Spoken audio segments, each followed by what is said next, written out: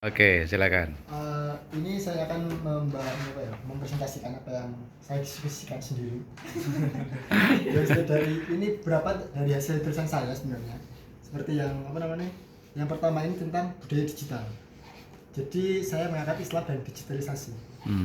Yang pertama itu tentang dakwah digital. Bahwasanya di Islam sendiri itu praktek-praktek beragama sekarang itu sudah mulai terkonvergensi tadi itu, dari yang awalnya tradisional atau konvensional menjadi virtual. Seperti misalnya dalam penggunaan YouTube, sekarang banyak sekali pengajian-pengajian yang berada di YouTube itu, atau mungkin di media sosial lain. Nah, itu yang mungkin kata Gusmus itu menjadikan definisi santri itu berbeda. Bahwasanya kalau dulu santri itu ya adalah orang yang di pesantren, sekarang definisi santri itu adalah orang yang mengikuti kiai atau mengikuti guru, yang dalam hal ini bisa kita terapkan dalam pembelajaran online gitu. Baik melalui YouTube atau mungkin melalui media sosial lain gitu. Itu terkait praktik beragama. Nah, kemudian yang kedua itu terkait agama digital, ada karakter beragama yang instan. Nah, ini berkaitan dengan konsep agama digital yang pertama, yaitu dakwah digital tadi itu. Bahwasanya Gen Z itu atau mungkin generasi milenial itu lebih suka beragama yang instan gitu.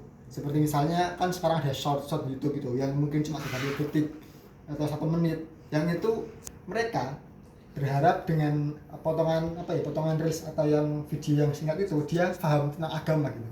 Padahal belajar beragama kan tidak seinstan itu. Ada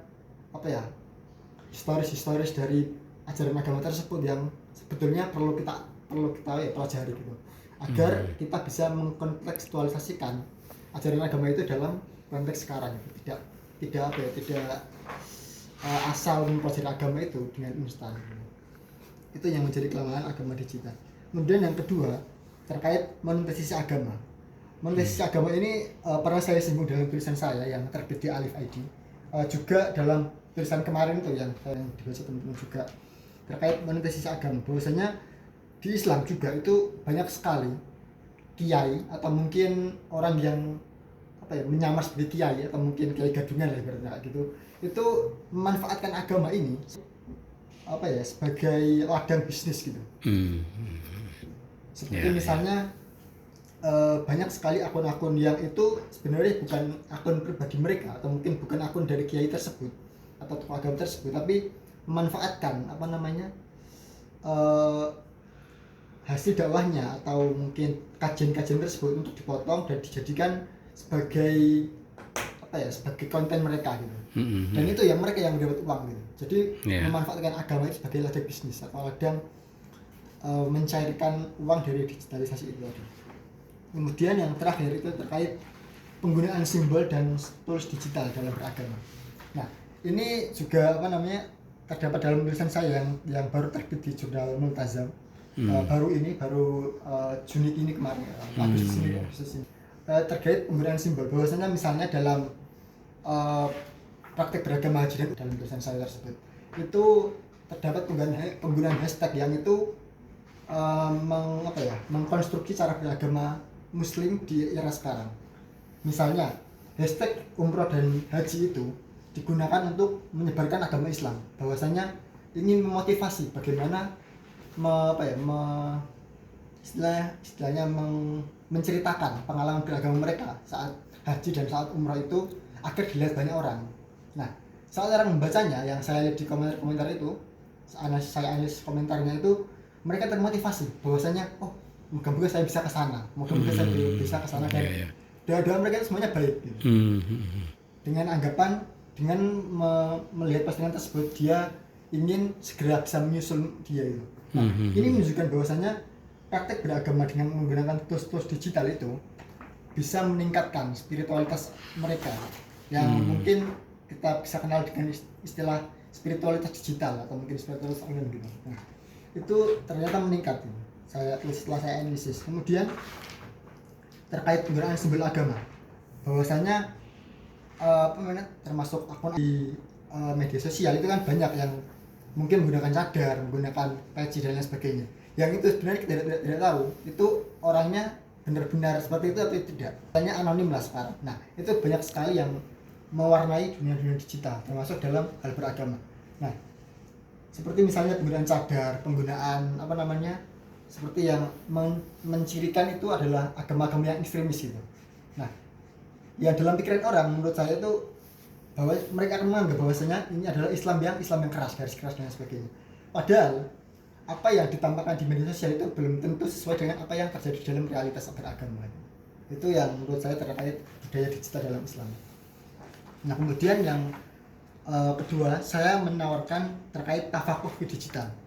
Itu istilah dalam Islam sebenarnya yang saya ambil dari tulisan saya juga tentang tafakuh fi digital, atau dalam artinya itu tafakuh itu belajar dalam dunia digital gitu. Bertafakuh.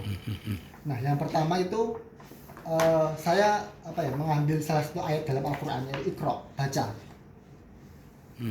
Ini juga termasuk salah satu ayat pertama turun gitu, tentang Iqra, yang mengisyaratkan bahwasanya apapun kegiatan kita, apapun aktivitas kita itu kita harus membaca terlebih dahulu, baik itu membaca konteksnya, membaca apa yang ada dalam dunia digital tersebut, kemudian situasi yang sudah terjadi itu. Jadi apapun itu harus kita baca gitu, yang pertama. Kemudian yang setelah kita membaca, misalnya ada berita tentang pilkada misalnya, kita harus baca dulu, baca secara komprehensif dulu. Setelah kita baca, yang kedua kita harus bertabayun atau mengklarifikasi data yang ada. Jadi setelah kita baca keseluruhan apa yang ada dalam berita tersebut, kita mencari pembandingan, kita mencari data pembanding agar kita tidak hanya membaca satu perspektif, tapi ada banyak perspektif yang bisa kita bandingkan dan bisa kita lihat mana sih yang sesuai dengan apa yang ingin kita inginkan, sesuai dengan apa yang terjadi dalam realitas misalnya. Kemudian kita harus bijaksana setelah kita bertabayun ke sana. Nah, ini bijaksana ini dicontohkan Nabi Muhammad ketika beliau mendapatkan info dari dari kaum kafir Quraisy waktu itu, bahwasanya diisukan bahwasanya istri Nabi yang bernama Aisyah itu selingkuh, diberitakan selingkuh gitu, padahal itu berita bohong. Nah, kemudian Nabi bijaksana dalam menghadapi itu dengan apa? Dengan diam. Nah, itu juga bisa kita terapkan dalam bermedia sosial.